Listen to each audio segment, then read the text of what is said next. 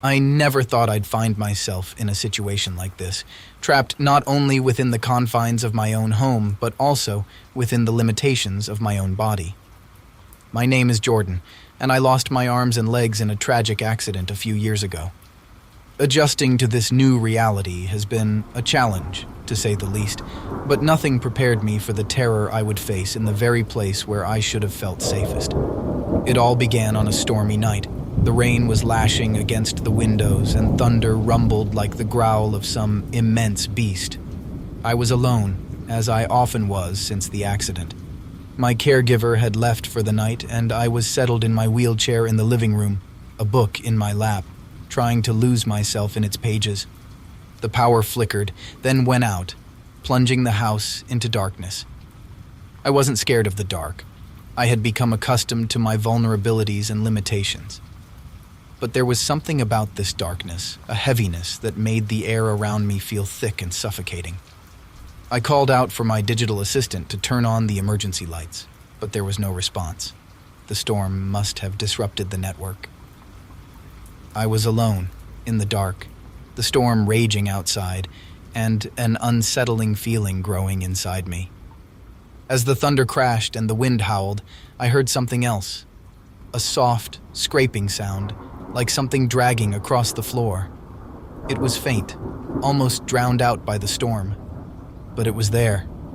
My heart began to pound, each beat echoing loudly in the silent house. I told myself it was just the house settling, or maybe a branch against the window. But the sound continued, getting closer, moving through the house with a slow, deliberate pace. Then came the whispers.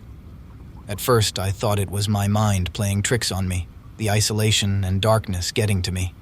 But the whispers grew louder, forming words I couldn't quite understand.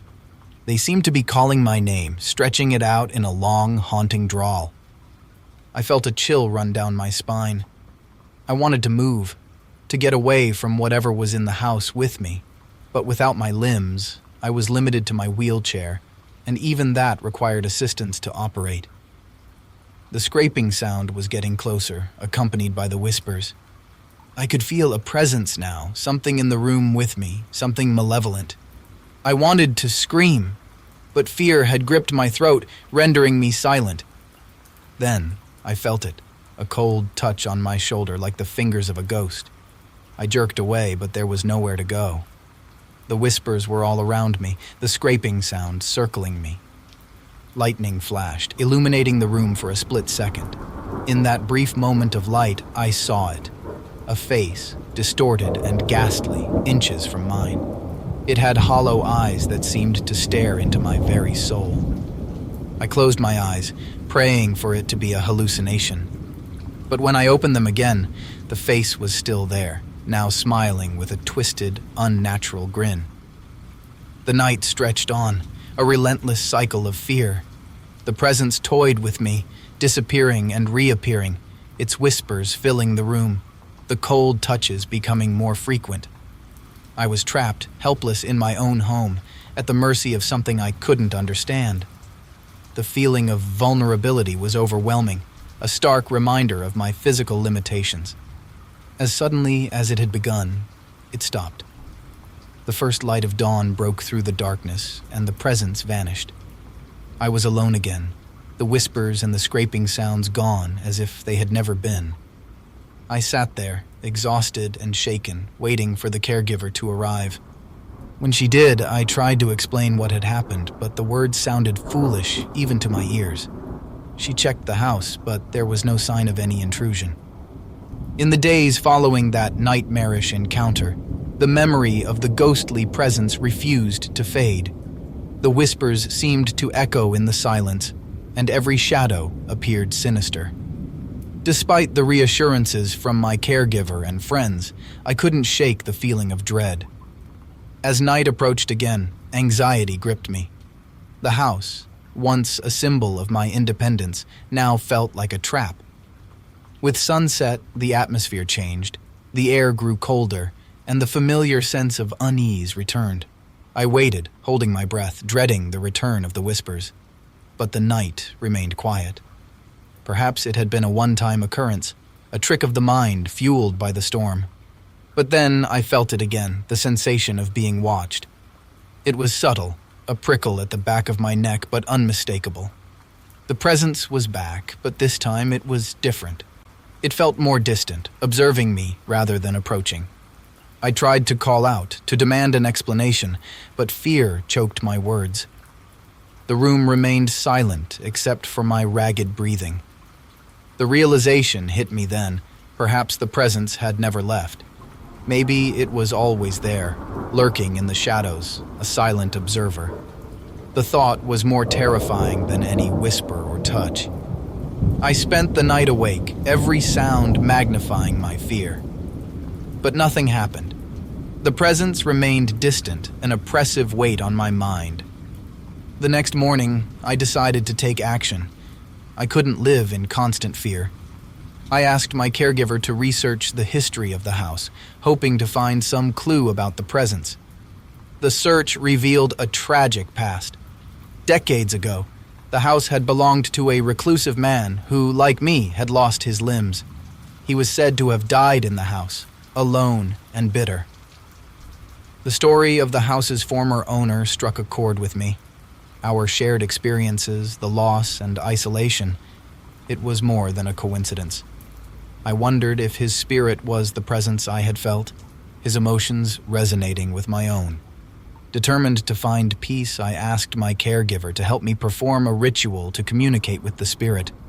I needed to understand, to reach out to whatever was sharing my space. We set up the ritual that evening, using candles and an old book of spiritual rites. I wasn't sure if I believed in such things, but desperation led me to try. As the candles flickered, the air in the room shifted. A sense of anticipation filled the space, and I called out to the spirit, asking for communication. The response was almost immediate. The whispers returned, this time forming coherent words. The spirit spoke of its loneliness, its anger at the world that had moved on without it. I listened, empathizing with its pain. We were kindred spirits, bound by loss. I spoke of my own experiences, my struggles, and my fears. As the night progressed, a mutual understanding developed between us. The spirit's anger began to dissipate, replaced by a sense of relief. It was as if sharing its story had lifted a burden it had carried for too long. In the early hours of the morning, the presence began to fade. The spirit thanked me, its voice now a mere whisper, before disappearing completely. When dawn broke, the house felt different, lighter, as if a shadow had been lifted. I knew in my heart that the spirit was gone, released from the pain that had kept it bound to this world. In the following days, my fear subsided, replaced by a newfound sense of peace. The house no longer felt oppressive. Instead, it was a sanctuary once again. The experience with the spirit changed me. I no longer saw my limitations as a trap, but as a part of who I am. I had connected with something beyond the physical realm, and it had given me a new perspective on life.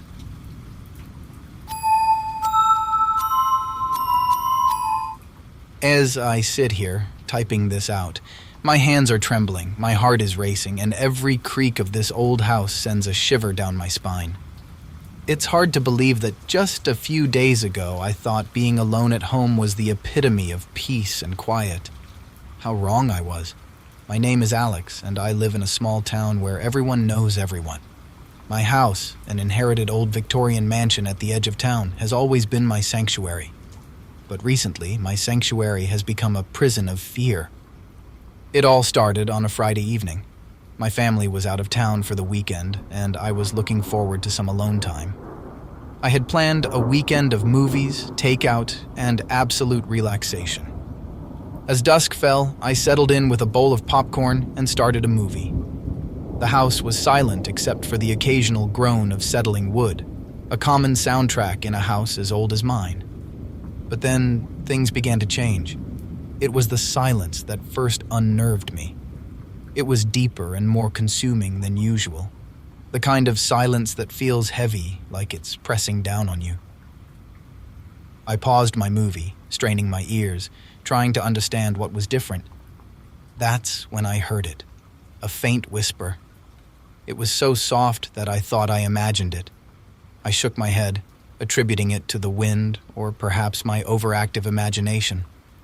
But the whispers continued, growing louder, more coherent.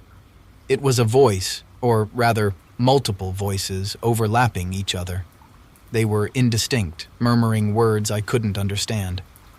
I got up, turning on every light as I moved through the house, trying to shake the feeling of unease.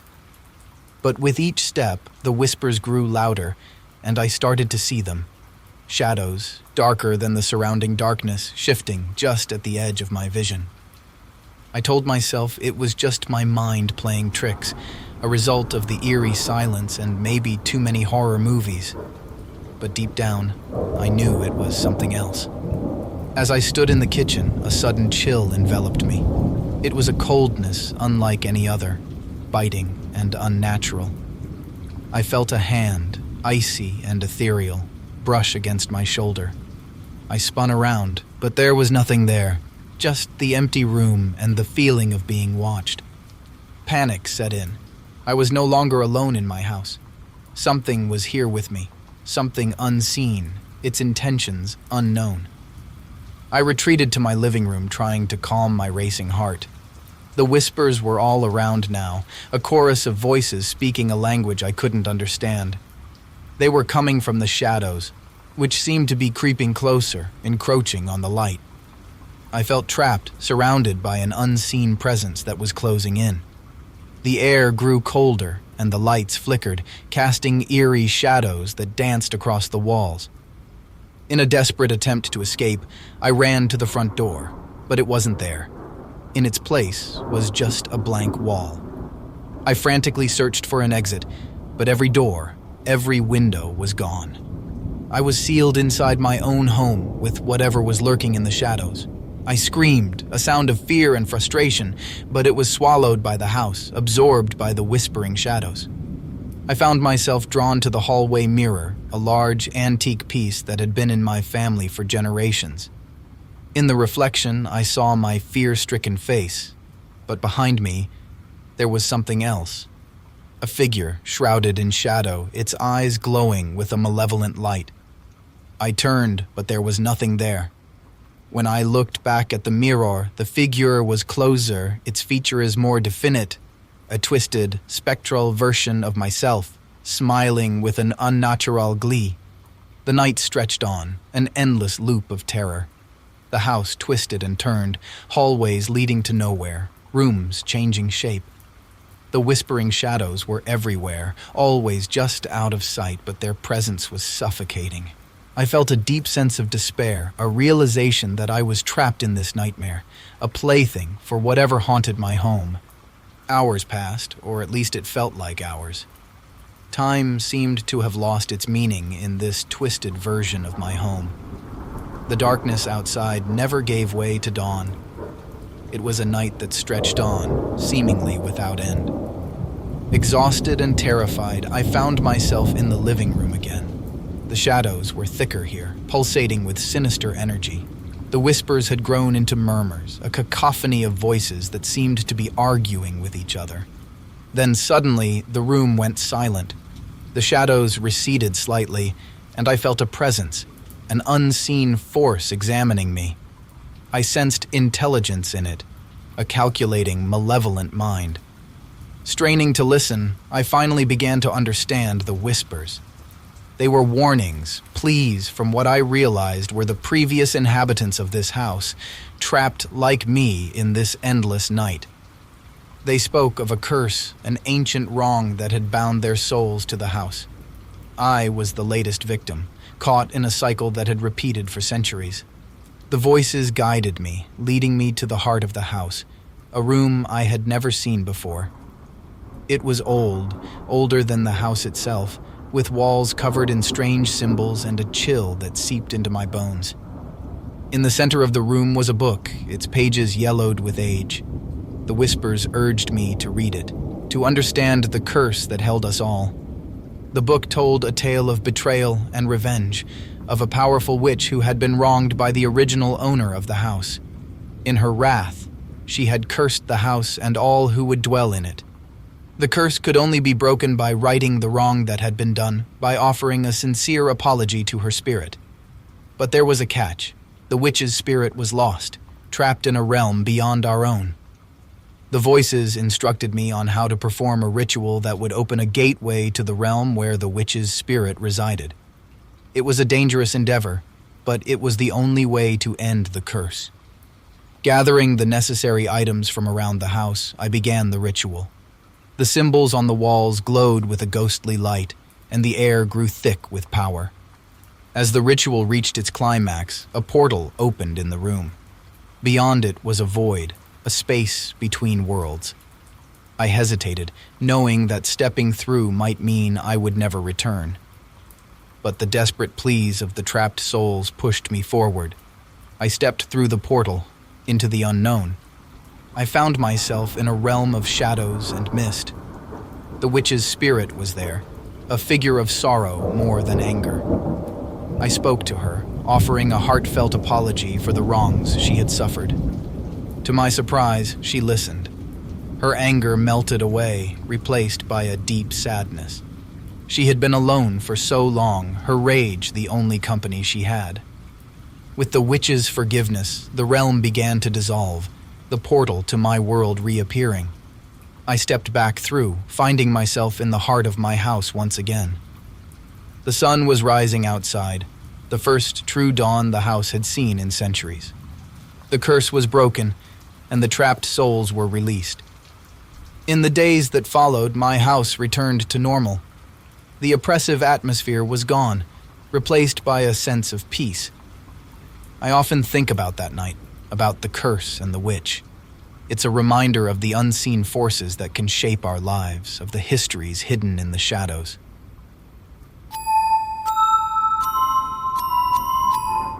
David Thompson, a young architect, had always enjoyed the serenity of being alone.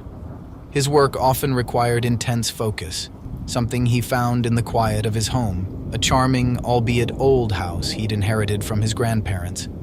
However, one ordinary evening, his love for solitude would be tested in ways he never imagined. After a long day of work, David settled in, expecting nothing more than a peaceful night. His wife, Sarah, was away on a business trip, leaving him alone in the house for the weekend. As night fell, a sense of unease began to creep over him, an unfamiliar and unwelcome sensation in his usually comforting home. It started with small, inexplicable occurrences. A picture frame that he remembered straightening was askew. The sound of a faucet dripping, yet no faucet was leaking. David brushed these off as mere distractions, a mind tired from work playing tricks. But as the night progressed, these oddities grew more frequent. The television turned on by itself, displaying nothing but static. A cold draft swept through the rooms, even though all the windows were tightly shut. David began to feel a growing sense of dread, an instinctual warning that he was not alone. Past midnight, the house plunged into an eerie silence. That's when David heard it for the first time. A whisper. It was faint, almost inaudible, like someone speaking from a great distance. He strained his ears, trying to make sense of the words, but it was like trying to understand a distant echo. The whispers seemed to come from the walls themselves, growing in intensity until they were a cacophony of hushed voices. David, now thoroughly unnerved, moved through the house, searching for the source, but found nothing. Electricity flickered and waned, plunging the house into darkness. David groped for his phone, using it as a makeshift torch. In the dim light, the familiar corridors of his home seemed distorted, as if they were reshaping themselves. He made his way to the living room, the whispers growing louder with each step. Then he saw it, a shadow, darker than the surrounding darkness, moving across the wall. It had no source. It was as if the shadow existed by itself. David felt a chill run down his spine. The shadow moved with purpose, circling the room, and edging closer to him. The whispers crescendoed into discernible words. Leave. Leave now. Ignoring the warning, David confronted the shadow, demanding to know what it wanted. The shadow stopped moving, and the whispers fell silent. A heavy, oppressive atmosphere filled the room as if the air itself was being compressed. Without warning, a flood of images filled David's mind. He saw the house, decades earlier, scenes of a family, his grandparents, living in it. But there was something else, a presence that lurked in the background, an entity that fed on fear and sorrow. David realized this entity had been dormant, undisturbed until now. His probing, his confrontation had awakened it. The shadow on the wall began to take form, a humanoid shape, featureless and terrifying. Fueled by fear, David attempted to flee the house. But the doors wouldn't budge, the windows seemed sealed shut. The entity, now fully aware of his fear, grew stronger, its form more defined. In a moment of clarity, David remembered an old family tale. His grandmother spoke of a sealed room in the house, a place where negative energy was trapped. He needed to find it. Scouring his memory for any clue, David recalled a hidden door in the basement. With the entity close behind, he made his way there, feeling the walls for the concealed entrance his grandmother had once mentioned in her stories. Finding the door, he pried it open, revealing a small, dusty room. Inside, symbols and old talismans covered the walls, protection against something unspeakable. As David entered the room, the entity hesitated. This was its prison, a place it had been confined to for decades. David, realizing the power the room held, began to recite words from his grandmother's tales, words of banishment and sealing. The entity writhed and howled, the house shaking with its fury. David continued, his voice growing stronger with each word. The entity began to dissolve, its form breaking apart, until it was nothing but a wisp of shadow. Exhausted, David collapsed. When he awoke, it was morning. The house was silent, the oppressive feeling gone. He left the sealed room, finding the doors and windows now opened easily. As he walked through the house, he felt a sense of peace, as if a great burden had been lifted. The entity was gone, banished back to wherever it had come from. The days following the encounter with the entity were quiet, almost eerily so. David's home felt different, as if it had been cleansed of a long-standing illness. He couldn't shake the feeling that what had happened that night was just the beginning of something larger, something beyond his understanding. Sarah returned from her trip, immediately noticing the change in both David and the house. Concerned, she questioned him about what had occurred during her absence. David, reluctant to worry her, kept the details vague, attributing his unease to stress and lack of sleep.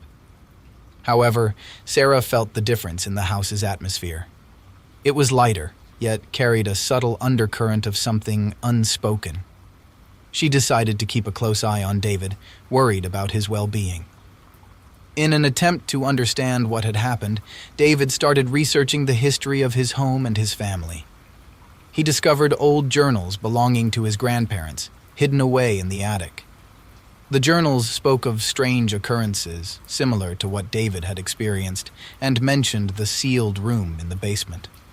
David learned that his grandparents had dealt with the entity, using rituals passed down through generations.